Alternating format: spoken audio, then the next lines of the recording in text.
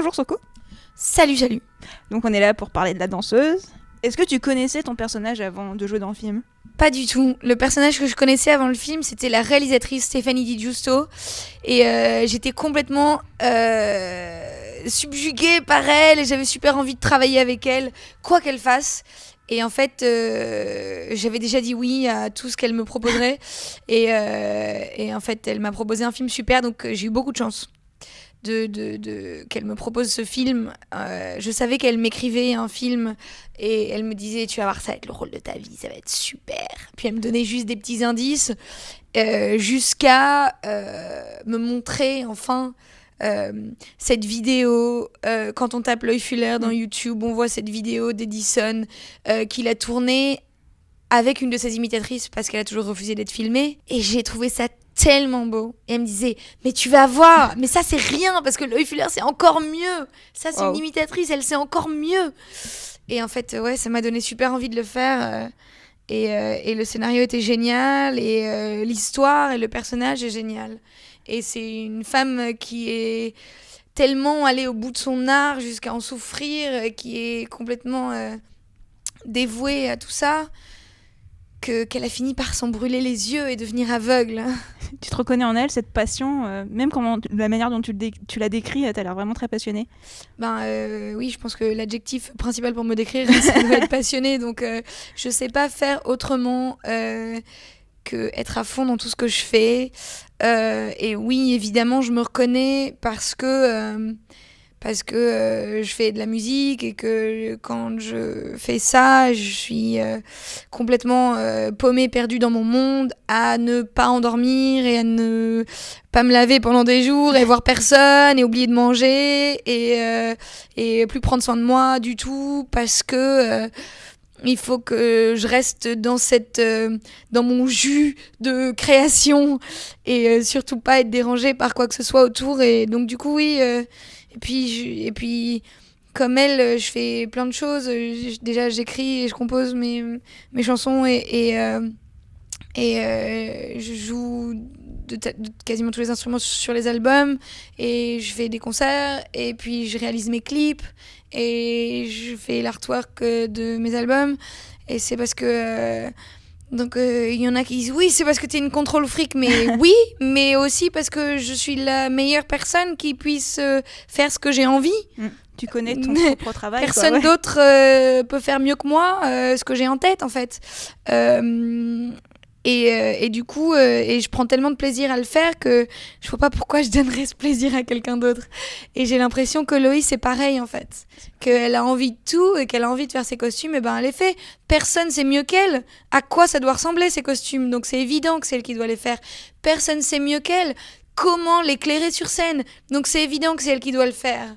Et du coup ça la rend une artiste multimédia et très avant-garde, et qui a marqué sa génération. Est-ce que maintenant que tu as interprété Loï Fuller, on te considère comme une experte à son sujet ? Pas du tout. Et puis j'ai loin de moi l'idée de dire ça. La plus grande experte que je connaisse, c'est Stéphanie Di Giusto, la réalisatrice de ce film, qui a passé 6 ans de sa vie à faire un travail d'historienne là-dessus, et aussi ma chorégraphe Jodie Sperling, qui a passé les 15 dernières années de sa vie à faire des performances de Loï Fuller et des conférences sur son art. Et comme c'est elle qui m'a entraînée, j'ai évidemment eu le privilège et la chance énorme qu'elle soit aussi généreuse avec moi, dans le partage de toute sa connaissance du personnage et de cette danse. Parlons justement de la chorégraphie et de ce travail. Comment tu as appris à danser son style, et surtout comment tu perçois en fait sa danse, parce que beaucoup disaient au début non mais c'est pas de la véritable danse. C'est pas de la danse classique, parce qu'à l'époque c'est tout ce qui existait, donc évidemment oui, c'est pas du ballet, et ça n'a pas la rigueur du ballet, et c'est pas ça qu'elle voulait. Elle aurait jamais été danseuse comme ça, et elle a créé sa danse, elle a créé cette liberté de se dire que au hasard d'un geste maladroit, elle a découvert son art. Et puis elle a été complètement jusqu'au boutiste dans cette passion, et Et elle en a fait tout un monde, et elle se cache derrière ses voiles de soie, avec ses énormes baguettes, et elle invente toutes ces formes sur lesquelles les gens projettent les choses qu'ils voient, un papillon, une fleur, et en fait elle devient une sorte de femme fantasme et de femme idéale, qui au final, quand des grands artistes de cette époque la rencontrent comme Mallarmé, il dit que quand il l'a rencontrée, au final il a été assez déçu, parce que sans sa robe et sans tout ce spectacle qu'elle a mis en place, sans l'éclairage, sans la plateforme à 3 mètres de haut, d'1,50 m par 1,50 m, et ce costume immense, et ces 25 techniciens qui créent tous ces artifices et qui créent toute cette ambiance et toute la magie de ce spectacle, au final, elle est juste une petite fermière modeste qui avait des grands rêves. Il y a 2 relations principales dans le film, donc Loï et la danse, mais aussi Loï contre Isadora. Est-ce que tu vois un peu leur relation comme une opposition ou c'est plutôt une complétion ? Déjà, je pense pas que c'est Loï contre Isadora. Donc pour moi, c'est pas une opposition, c'est une rencontre. Et c'est d'un seul coup réaliser qu'il y a cette nouvelle génération qui apporte tout le temps quelque chose de nouveau. Et à l'époque, c'était de décennie en décennie, et maintenant c'est de semaine en semaine avec Internet et les vidéos virales, et puis une semaine c'est ça qui fait l'actualité, et la semaine d'après c'est autre chose et on l'a oublié.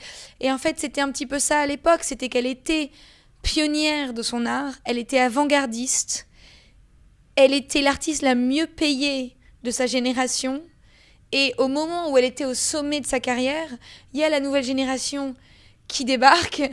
Et elle avait passé toute sa carrière à se cacher derrière des voiles, à pas s'assumer, et à cacher la petite fermière qui a en elle pour en faire quelque chose de magique. Et au final, Isadora arrive et se dévoile et se dénude. Et c'est ça qui va d'un seul coup susciter plus d'engouement, parce que c'est la première fois qu'on voit une femme danser si librement sur scène, presque nue et sans rien.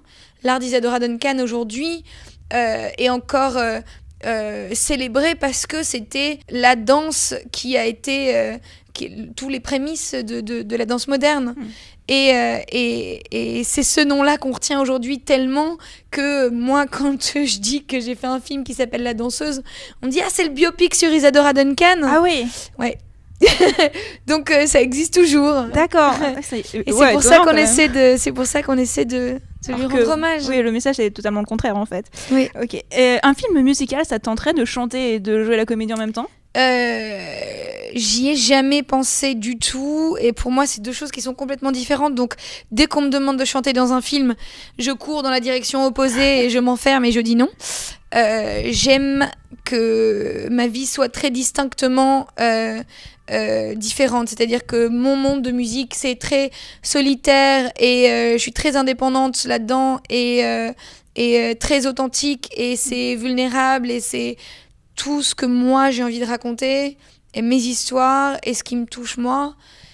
Et faire des films, pour moi, c'est aller vers un challenge, vers toutes les possibilités auxquelles j'aurais jamais accès dans ma vie, d'où danser à l'Opéra de Paris et faire le rôle d'une danseuse, ou faire le rôle d'une femme militaire qui rentre avec un syndrome post-traumatique de la guerre en Afghanistan, dans le rôle que je viens de faire dans le film des Sœurs Coulin d'En voir du pays. Et ça, c'est des choses qui sont tellement loin de moi et tellement loin de mon univers, que c'est ça qui m'attire, c'est ce challenge, et aller vers des choses que j'aurais jamais l'occasion de découvrir dans ma vie. La comédie musicale, c'est quelque chose que j'adore, j'en ai fait quand j'étais petite, et Singing in the Rain, c'est un de mes films préférés. Et puis là il y a un film qui sort qui a l'air super, La La Land. Ah mon Dieu. Oui. Donc oui, si c'était dans des conditions comme ça, avec grand plaisir, mais c'est pas quelque chose que j'irais particulièrement rechercher, surtout si c'était un personnage qui est trop proche de moi et du genre de musique que je fais dans la vie. À ce moment-là, ça m'intéresse pas du tout. Est-ce que pour toi le cinéma c'est une forme d'échappatoire ? En fait, pour moi, le cinéma, c'est le rêve, donc c'est forcément un peu onirique, mais j'aime le cinéma réel qui me fait ressentir de vraies émotions, et c'est ça qui me touche, c'est la vérité d'aller au bout des histoires et de de fantasmer des histoires. Ça dépend quel genre de cinéma on parle. Mais pour moi, c'est effectivement une échappatoire à mon monde un peu trop concentré sur ma petite bulle de musique. Donc c'est une échappatoire et c'est ça que j'aime, ce travail d'équipe, de devenir quelqu'un d'autre, d'arrêter de penser à mes problèmes et d'arrêter d'être moi juste pendant un petit bout de temps et de m'oublier complètement et de m'abandonner complètement et de me mettre au service d'une histoire et d'un réalisateur et d'un personnage et ça me fait du bien. Merci beaucoup. Bonjour Stéphanie. Bonjour. Félicitations pour ton premier film. Merci. Pourquoi ce sujet alors? Qu'est-ce qui t'a fasciné chez Loïe Fuller? En fait, au début, c'était un hasard, un geste au hasard, comme elle quand elle découvre sa danse parce que sa jupe est trop longue. Eh bien, moi, j'ai ouvert un livre d'art et je suis tombée sur une photo en noir et blanc, une photo incroyable où il y avait un voile en lévitation au-dessus du sol, dans un jardin, et on voyait une femme à travers ce voile. Et j'ai voulu savoir qui était cette femme. Je trouvais ça très beau. Et j'ai découvert non seulement une danseuse, mais une vie de femme extraordinaire. Et son destin m'a bouleversée, en fait. Et je me suis dit, personne ne la connaissait. C'était un peu... je trouvais ça fou qu'il n'y ait pas de film sur elle. Et je voulais réparer cette injustice. Et je voulais réhabiliter son art. Et son art, et surtout son énergie, sa volonté, sa force. Et tout ça, c'est personnifié dans Soko, donc, selon toi? Oui, bien sûr, évident, parce que Soko, évidemment, elle a ce dialogue avec Loïe Fuller. C'est pas simplement une actrice, mais c'est aussi une artiste. Elle performe, elle chante.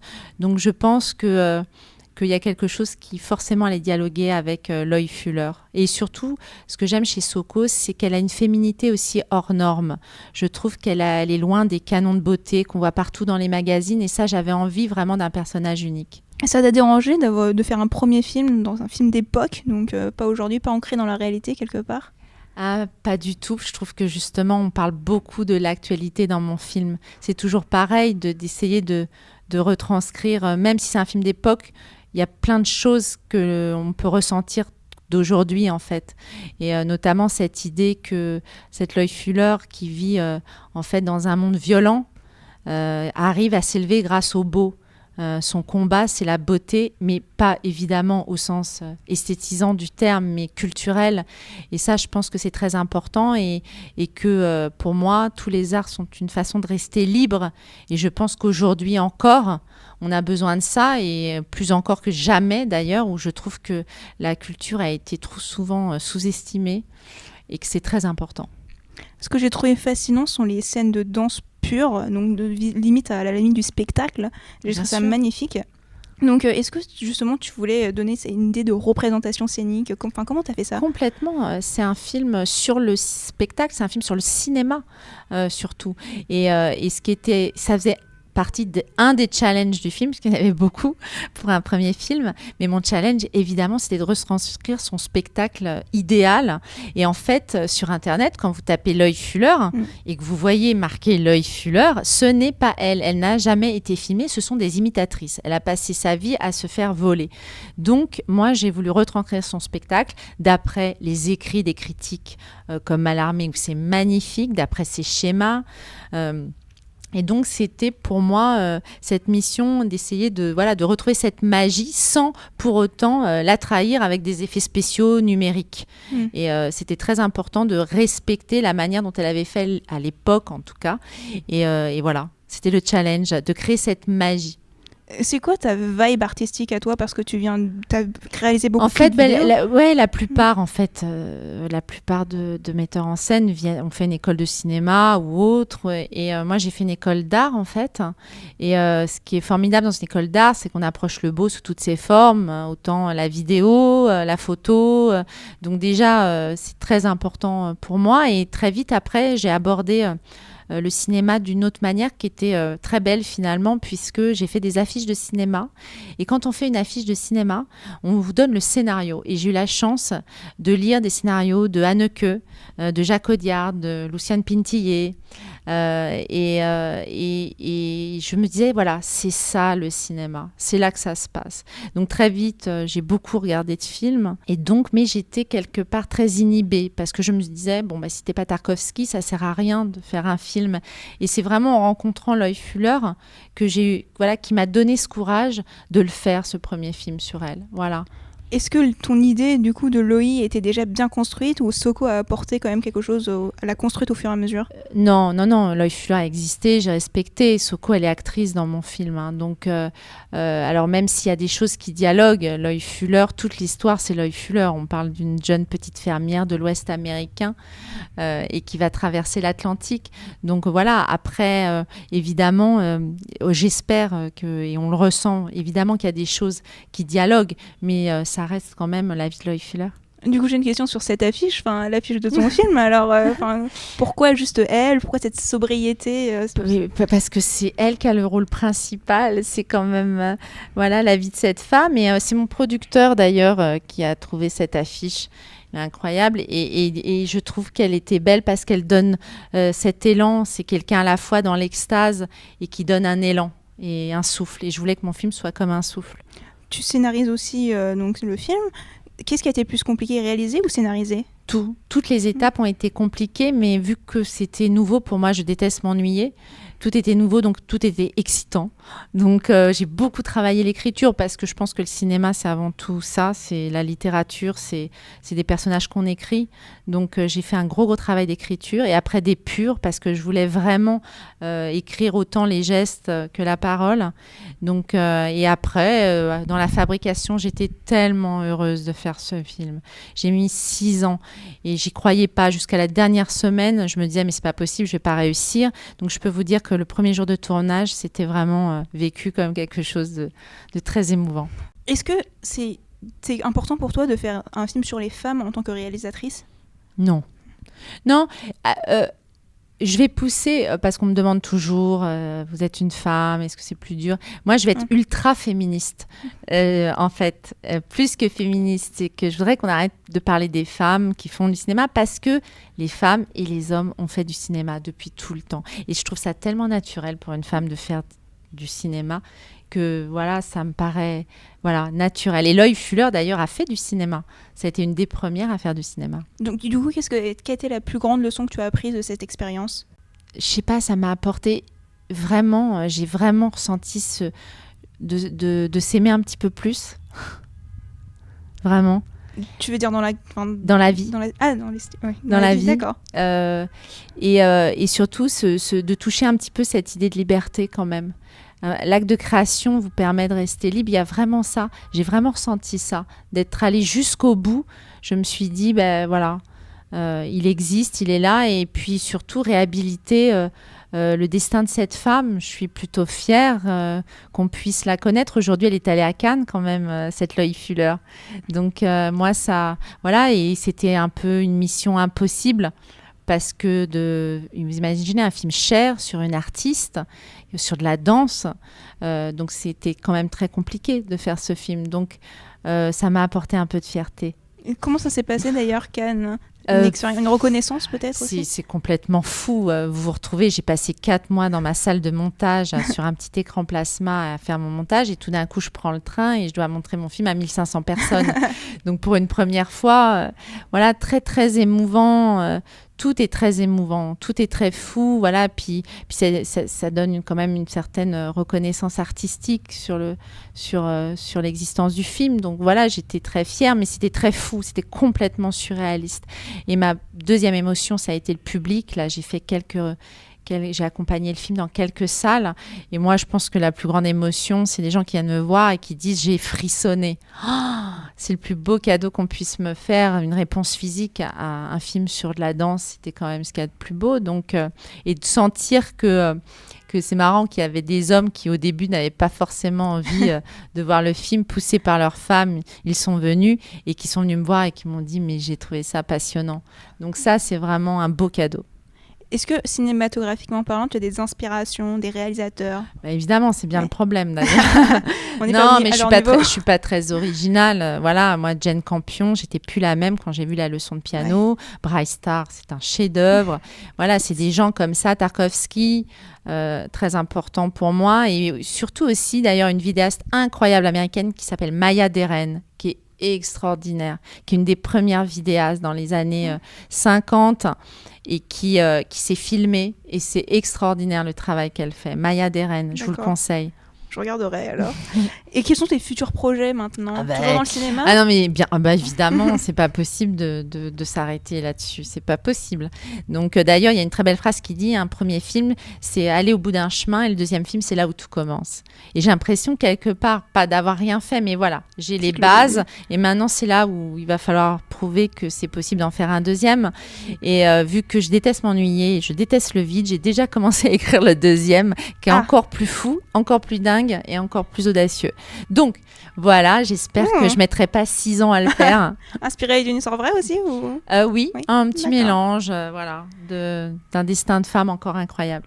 Alors, question un peu sensible, ces derniers temps sur Internet, il y a eu pas mal de critiques par rapport à ton point de vue sur le personnage interprété par Gaspard Ulliel. Bien sûr. Qu'est-ce que tu aurais à répondre à ça? Je ne crois pas étouffer le caractère homosexuel de mon personnage. Moi, ce qui est beau, c'est que c'est un personnage qui se cherche et qui va très vite trouver la femme de sa vie, qui est Gabrielle. C'est juste que moi, je suis pour un cinéma subtil. Donc peut-être que certaines personnes n'ont pas vu cette subtilité dans mon approche et voilà, mais je ne comprends pas trop, non. En plus, être cinéaste, c'est un acte de création, donc forcément, il y a une part enfouie où on mélange la création et une part de soi dans le film, mais surtout, je respecte énormément l'homosexualité de Loie Fuller, déjà de par sa relation avec Isadora Duncan, qui est incroyable, où il y a quand même cette scène où elle est totalement passionnée et elle a ce désir pour cette jeune fille.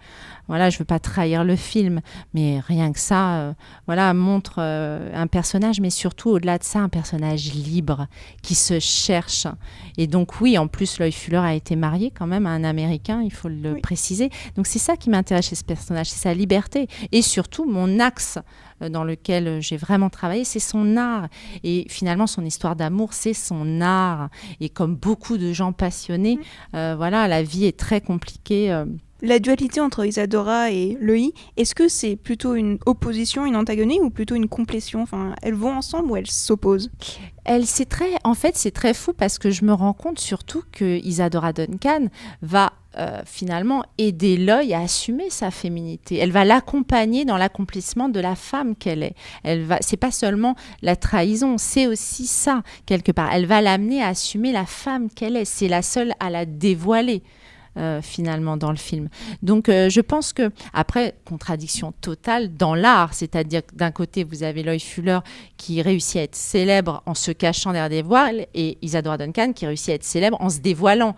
Donc on est totalement dans l'opposition. Vous avez Isadora Duncan qui prône le bien-être, le respect du corps, qui fait attention à elle, qui refuse de s'entraîner et qui est dans l'idée d'un abandon naturel. Et on a Loie Fuller, notre ouvrière, notre artisan du beau, qui est toujours dans l'acharnement, dans la perfection du corps et dans l'entraînement et dans la souffrance. Donc oui, elles s'opposent totalement dans leur vision de la danse, ça c'est sûr. Si le public devait se souvenir d'une seule chose sur ce film, qu'est-ce que ce serait? Ou qu'est-ce que tu aimerais que ce Alors soit? moi j'aimerais qu'on sorte de mon film en me disant que tout est possible. Donc c'est un film à message. Oui, c'est vraiment de se dire que que l'acte de création c'est quelque chose de puissant et que je pense qu'aussi c'est très important, le beau peut toucher tout le monde. Il faut pas ce qui m'a beaucoup touché chez Loie Fuller, c'est qu'elle a réuni à la fois l'élite et à la fois le public populaire et ça c'est très important. Je trouve que aussi les décors, donc le plateau, donc tout ce qui est Folie Bergère et tout, c'est assez incroyable. Comment vous avez tourné ? Pour moi, à l'époque, j'aime pas l'idée de la reconstitution. Une fois de plus, j'aime bien l'idée du vrai, des matières, de sentir que tout est vieux, vraiment de 1900. Donc, il y a une recherche de décors incroyable où j'ai voulu vraiment chercher des décors d'époque. Et c'est très compliqué à trouver aujourd'hui parce que tout est rénové. Donc, les théâtres, et c'était d'autant plus compliqué, surtout pour Soko, parce que quand vous tournez dans des théâtres, vous avez beaucoup de contraintes. Il y a un spectacle avant, un spectacle après. Et en fait, j'aimais bien cette idée de créer cette tension. Et je pense que la tension qu'a eu Soko, très dure pendant le tournage, elle a beaucoup souffert parce que c'était dur physiquement, il y avait beaucoup de pression. Et je pense qu'un danseur, avant de rentrer sur scène, il a cette pression. Et c'était très important pour moi. Bon, bah merci beaucoup. Une Merci petite dernière faveur, je pense que c'est assez à propos. On a un petit sticker, si tu pourrais le lire, tout simplement. Alors, Merci. un petit sticker. I can do it. Merci.